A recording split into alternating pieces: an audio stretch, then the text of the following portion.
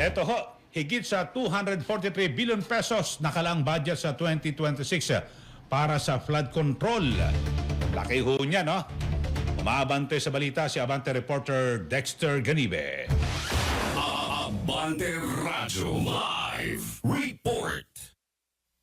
Magkano po sa ating NEP ang flood control po for 2026? I think it's about 243 billion. Higit sa 660 million pesos pa rin kada araw ang budget na inilaan ng administrasyon para sa flood control project sa buong bansa sa susunod na taon. Sa kabila ng mga investigasyon sa mga anomalya, may mga lugar pa rin sa bansa na hindi naman madalas binabaha ang kabilang sa napaglaanan ng flood control budget sa 2026.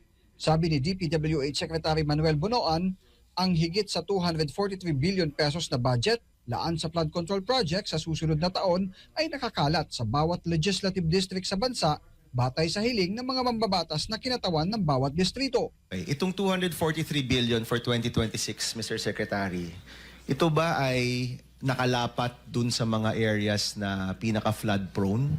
Or may makikita pa rin tayo mga proyekto na wala sa mga top areas? That amount is distributed all over the country in each legislative district.